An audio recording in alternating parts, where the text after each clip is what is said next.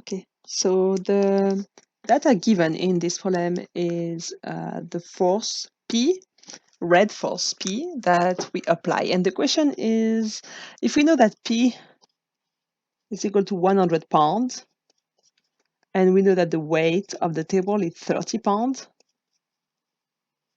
what is the limit for A so the table does not tip over? And I'm sure you will all experience, like, you sit on something and it's tip over. Okay, so there is a limit for A. That's depend of P for of course. So let's draw what we know. We know the force P. I make in blue the force that I know. That's 100 pounds. And we know W. So the plate, the table is uniform, so W is in the middle. Okay. We also know, I forget to add, but we also know the diameter of the table. That's 4 feet. Okay. If we complete this free body diagram, and if you look at the table, we have 3 feet. So we have NA. Remember, we can slide the force, NB, and NC. Okay. So one thing that we need to understand is when we are looking for a force or a value at a limit, and here the limit is tip over. So when it tip over, what's happened? There's no more contact with between NC and the feet C and the ground. So NC equals 0 when it tips over, right? So we ended up having the just two unknown, NA and NB. Okay. If we look at the top view of this table, we have the table. Okay. Just imagine that it's a circle. Okay, perfect circle. We also know that the 3 feet are at 160 degrees each of them, 120 degrees each of them. So we have C, we have the center, we have B, and we have A. Okay, so 120, 120, 120. We have the force W in the middle, and we have the force P. Let's stay there. And we have the distance A. Okay, so if we look from the top, and we have NA and NB there. Okay, everything is symmetrical from this axis. Okay, let me call this axis Y and this axis X. Okay, we will use them. So everything is symmetrical. So we know that NA equal NB. Okay, we don't need to prove it if, at least for me, you do not have to prove it. If you just make this this drawing, this top view, you just say that by symmetry, NA equal NB.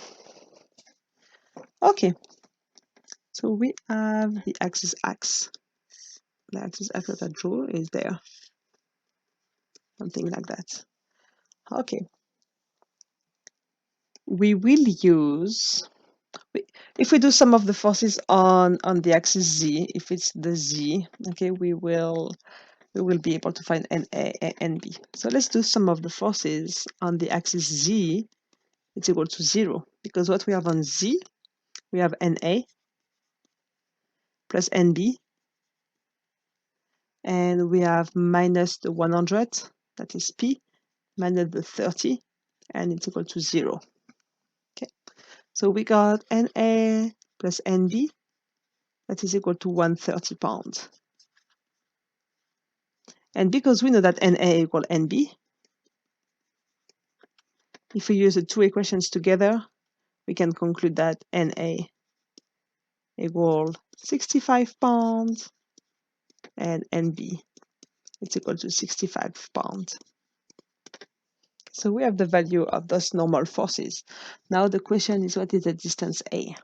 Okay. And with just one more equation, we can solve for that. So let's look at, we have this axis x that is there, okay? And if we do the equation of moment about x like this one, and we state that it must be equal to 0, what we have NA, NB, and P. But we need to know the minimal distance between A and the axis x, P and the axis x, and B and the axis x. So we have A, that's the perpendicular distance from between P and the axis x, but we need this distance there. Oops, the purple distance, those two purple distance. Let's call this distance D and D. That's where we need the diameter, that is 4 feet. So the 4 feet is there. We have the 4 feet, that is 2 because there's a diameter, so 2 feet and 2 feet, right? And this angle, make it just a bit bigger, just the time to speak about this angle there. Okay, we know that everything there is 120. This is a square, a right angle, but this one is 30 degrees and 30 degrees. Okay, so we have the distance D, the sine 30, that's equal to the opposite side divided by the radius, that is 2. So we got D, that is equal to 2 sine 30.